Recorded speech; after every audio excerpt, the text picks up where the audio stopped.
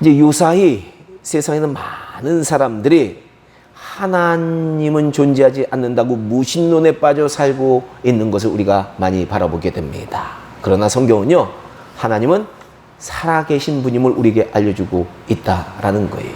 그래서 구약 성경에서는 하나님께서 직접 이렇게 자꾸 말씀하시더라고요.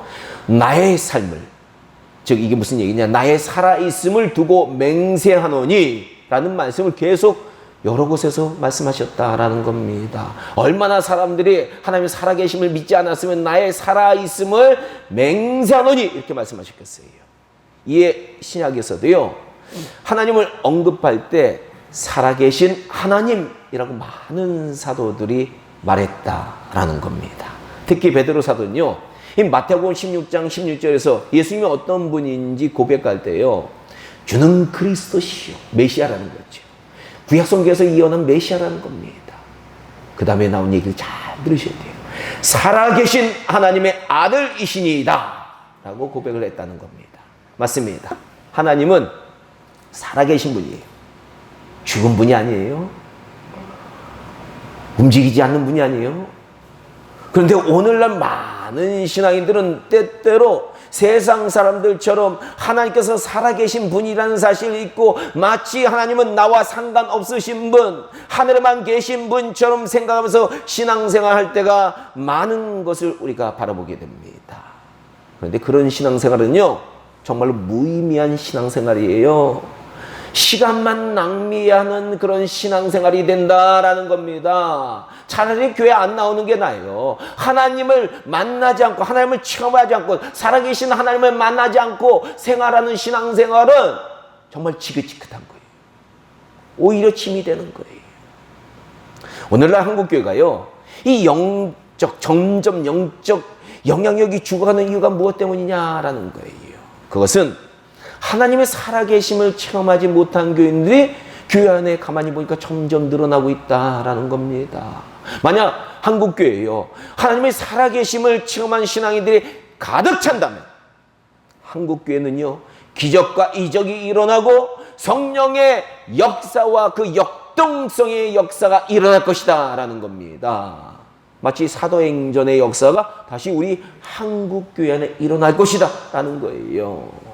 그러므로 이제 우리 성민교회 성도님들은요, 이 살아계신 하나님을 꼭 체험해야 돼요. 체험한 신앙인이 많아지면 많아질수록요, 그들의 영향력으로 아직 하나님을 체험하지 못한 사람들이 하나님을 체험하게 된다라는 거예요. 아니, 우리 교회가 그렇게 되면 우리 성민교회는 살아나는 거예요. 우리가 하나님을 만난 사람이 많아질수록 우리 성민교회는 살아난다라는 겁니다. 아니, 우리 성민교회가 살아나면요, 우리 대한민국 교회도 살아나고요. 그 영향력으로. 우리 대한민국 교회가 살아나면 전 세계 교회들도 다시 살아난다라는 거예요.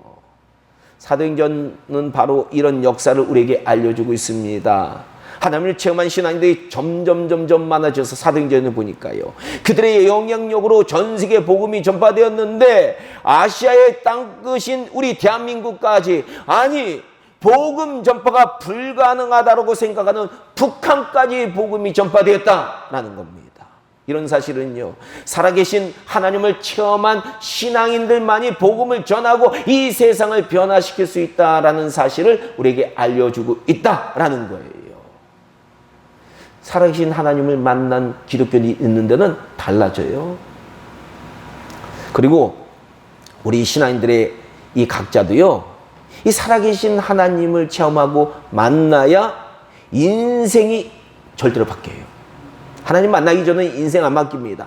우리 인간의 인생은요, 살아계신 하나님을 만나기 전까지는 무의미해요. 헛된 인생이에요. 그리고 그런 인생은 새로운 변화도 없고요, 참된 평화와 안식과 기쁨을 절대로 누리지 못하는 비참한 인생에 머물게 된다라는 거예요.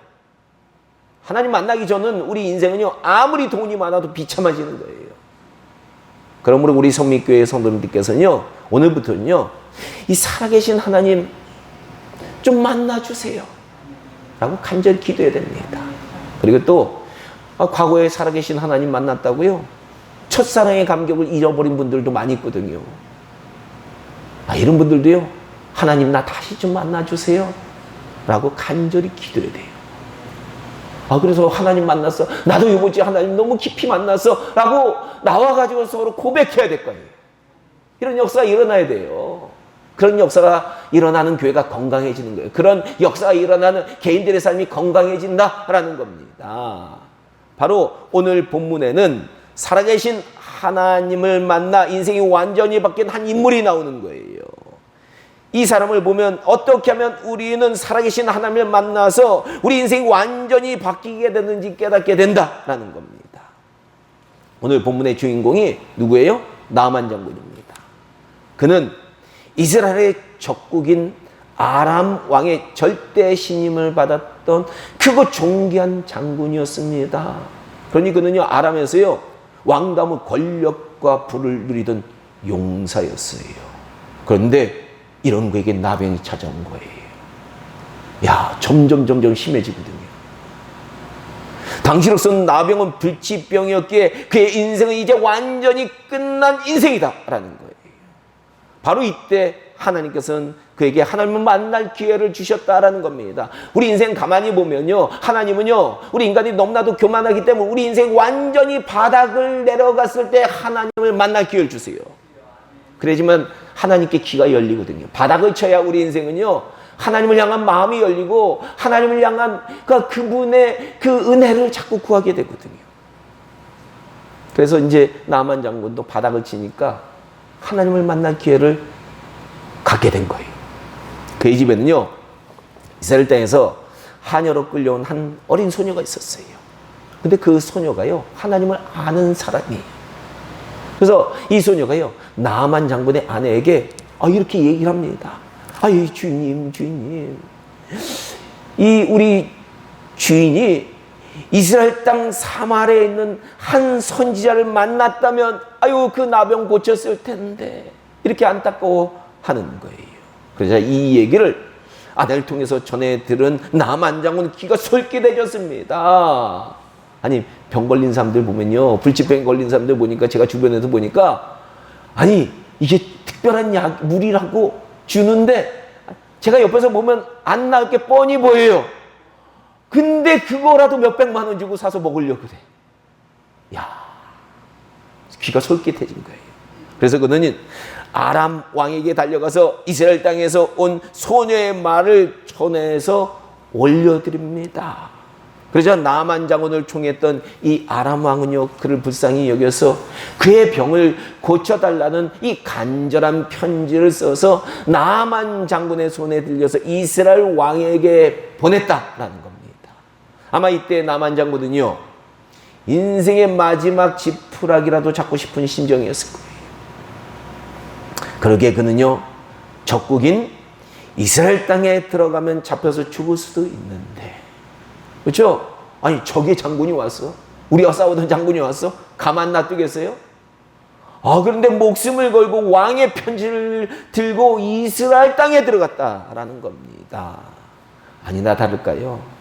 이 편지를 받아 읽은 이스라엘 왕은 분노로 막 자기 옷을 찢는 거예요. 그러면서 내가 사람을 죽이고 살리는 하나님이냐? 아람 왕이 어찌하여 사람을 내게 보내서 그의 나병을 고치라고 하느냐? 너희 신하들, 깊이 생각해봐라. 저 아람 왕이 틈을 타서 나와 더불어 시비하려고 하는 거 아니냐? 이렇게 막 화를 내고 분노를 내고 있는 겁니다. 이렇게 이스라엘 왕이 화를 내고 있을 때 선지자 엘리사가 이 소식을 들은 거예요. 선지자들은 하나님께서 응답이 있잖아요. 과거의 선지자들은 하나님 직통 응답을 주셨거든요. 이에 그는 사람을 왕에게 보내서 왕이시여, 그 사람을 내게 보냈소서. 그가 이스라엘 중에 선지자가 있는 줄을 알고 온 겁니다. 이 말 들은 이스라엘 왕은 이 엘리사 선지자가 전 백성부터 신뢰를 받는 선지자니까 그의 요청대로 나만 장군을 엘리사의 집으로 보내주게 됩니다. 오늘 본문의 말씀은 바로 여기서부터 시작되는 거예요. 그런데 오늘 본문의 말씀을 보니까 엘리사 선지자는요, 나만 장군이 집에 왔는데도 집 밖에 나가보지도 않아요. 그리고 그의 종을 보내서 그 장군에게 이렇게 얘기합니다. 당신은 가서 요단강에 몸을 7번 씻으라. 그래야면 당신의 살이 회복되어 깨끗하리라. 하지만 이 얘기를 들은 나만 장군은 아니 이거 말도 안 되는 얘기야. 화를 내시 시작합니다. 아니 내가 그래도 아람의 최고의 장군인데 엘리사라는 선자는 나와도 보지 않고 종이나 보내서 이런 말도 안 되는 얘기를 해? 물에 씻으면 나? 아니 우리나라 무당 같으면 내게 나와서 그의 손을 내 환부에 손을 얹고 흔들어서 나병을 고치려고 할 텐데 나를 무시해. 아니 우리 아람의 이 다메섹 강들의 물들이 이스라엘 모든 강들보다 더 깨끗한데 차라리 거기서 내가 몸을 씻겠다. 이렇게 분노하면서 너무 분노가 차니까 하나님의 음성이 안 들리는 거예요.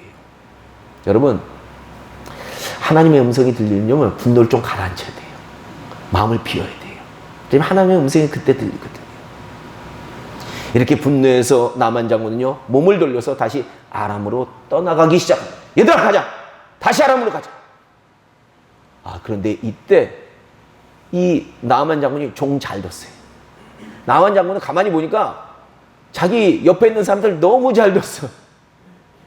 그래서 나만의 종들이 그에게 나와서 얘기를 합니다. 아니 장군님 선지자가 이보다도 더 큰 일을 행하라 말했더라도 우리 행했을 거 아닙니까? 그런데 요단강 가서 몸을 씻어 깨끗하게 하라고 한 말 아주 쉬운 것 아닙니까? 그러니 그 먼 나라에서 여기까지 왔으니까 그 선지자의 말대로 좀 해보시기 바랍니다. 간절히 이렇게 종들이 얘기했을 거예요. 이런 종들의 말을 들은 나만 장군은 엘리사 선지자의 말에 순종하기로 결심하고요. 이제 행동에 옮기는 거예요. 순종하면 하나님께 말씀에 순종하면 그 다음에 행동에 옮겨야 되거든요. 네, 순종합니다. 말만 하면 안 돼요. 행동을 옮겨야 돼요. 그래서 요단강 가에 가서 그 몸을 7번 씻었는데 1번, 2번, 3번, 4번, 5번, 6번 씻어도 안 낫는데 7번을 씻자 그의 몸이 어린아이의 살같이 회복되어 깨끗하게 되었다. 아멘. 할렐루야. 이게 하나님의 역사예요. 이런 게요. 나만 장군은 이때 살아계신 하나님을 만나게 되었다라는 겁니다. 그래서 오늘 본문 이후의 말씀을 읽어보면요. 이 나만 장군은 이 우상을 섬기는 자기의 나라 아람에 돌아가서도 난 이제 엘리사 선지자여 우상 안 섬길 거예요. 저는 거기 가서도 여호와 하나님을만을 섬기겠습니다 라고 고백하고 떠나갔다라는 겁니다.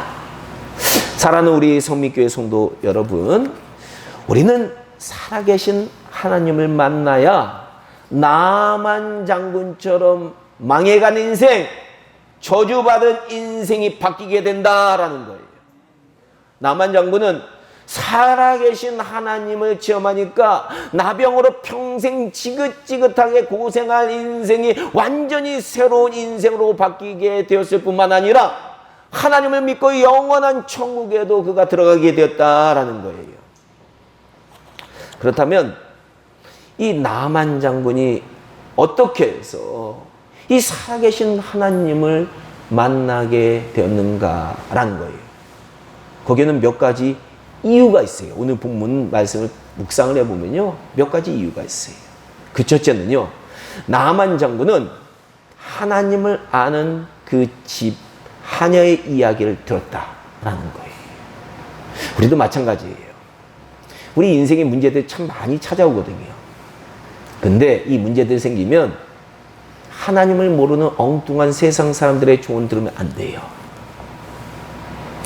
많은 사람들이, 신앙인들이 자살하는 사람들 보면 문제가 생겼을 때 세상 사람들 얘기를 들어가지고 그 사람들과 술 마시다가 그냥 자살하고 포기하고 그런 경우를 많이 봤어요. 자,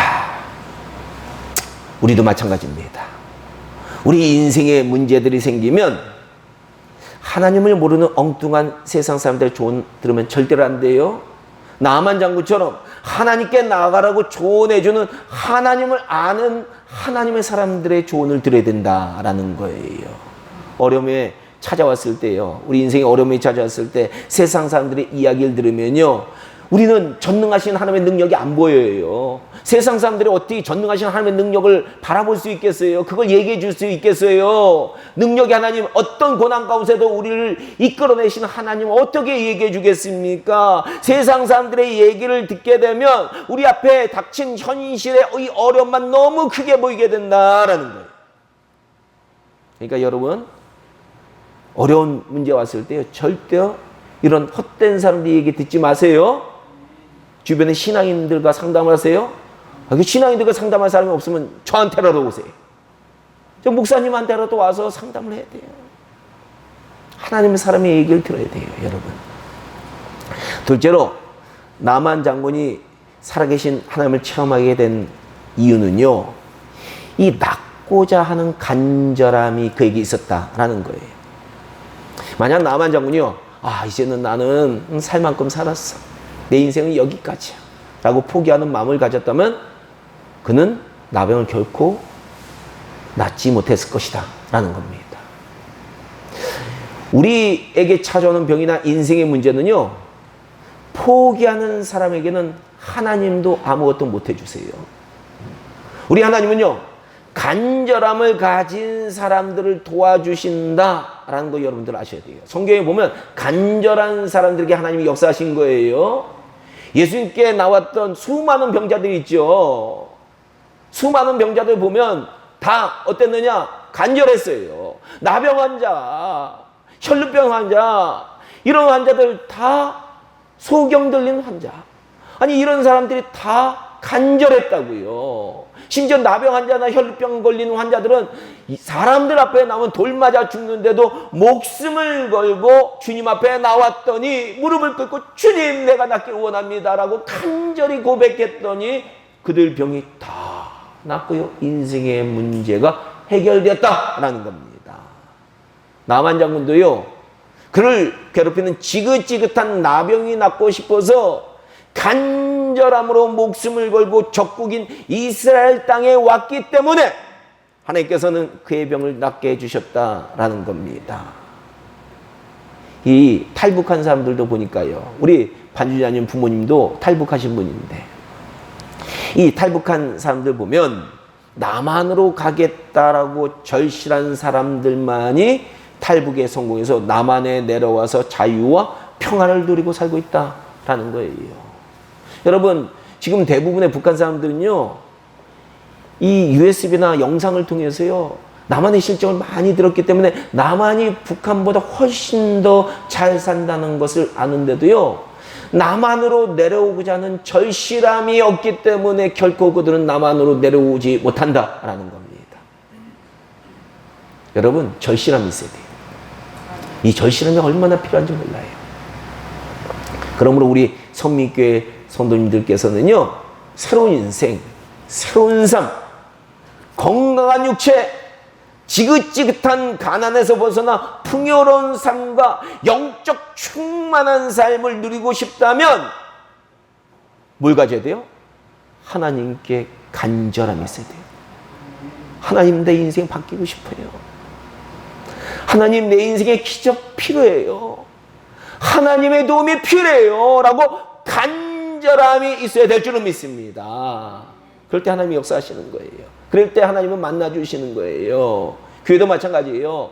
아니, 교회의 부흥을 간절히 사모해야 교회도 부흥되는 겁니다. 그러니까 우리 선민교회 성도님들도 간절히 사모해야 돼요, 부흥을. 그러므로 우리 선민교회 성도님들은요, 이 모든 문제를 만나면 포기하지 마세요. 죽을 힘을 다해서 하나님 앞에 간절히 그 크신 능력의 도움을 요청해야 된다. 그러면 하나님이 기적을 일으키시고 우리 삶 가운데 만나 주신다라는 겁니다.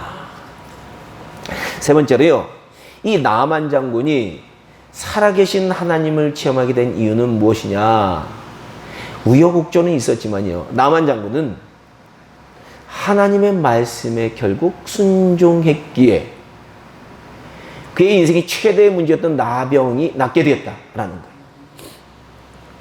우리 신앙인들은요, 하나님은 하나님의 말씀에 절대 순종하는 자에게 새로운 인생도 펼쳐주시고요, 병도 고쳐주시고요, 우리 인생을 지긋지긋하게 괴롭히는 저주도 바꾸어서 축복으로 변화시켜 주신다는 사실을 우리는 명심해야 된다는 거예요.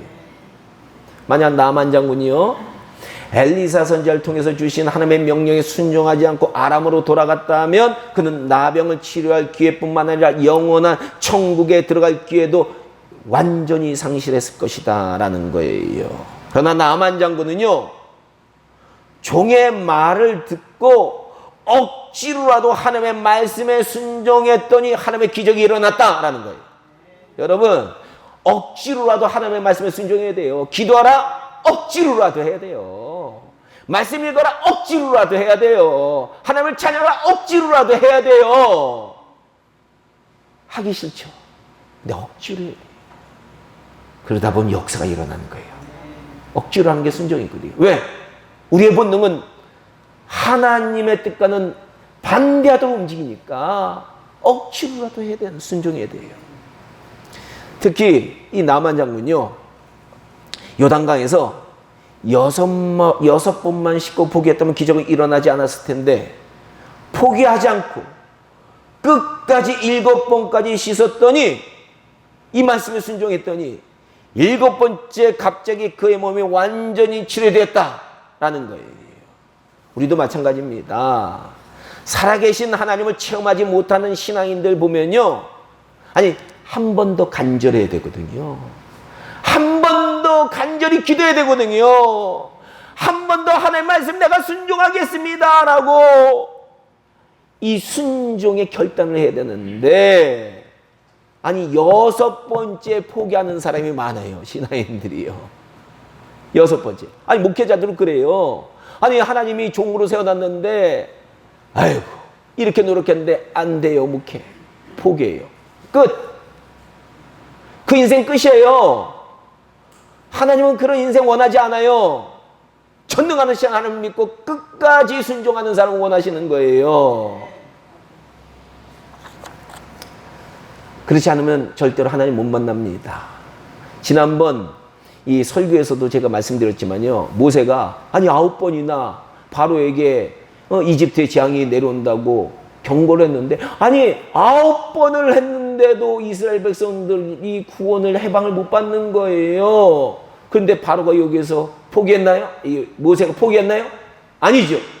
하나님의 말씀에 결국은 순종해서 10번째 재앙을 선포한 후에 자기 능력도 아니고 하나님의 능력으로 이스라엘 백성들, 세계 최고의 군대를 가졌던 이집트로부터 출애굽시키는 놀라운 기적을 그는 체험했다라는 겁니다.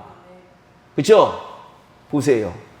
7번, 10번 완전수예요. 성경에서. 그게 뭘 얘기하는지, 완전 순종이에요. 하나님 앞에 완전 순종하라는 거예요.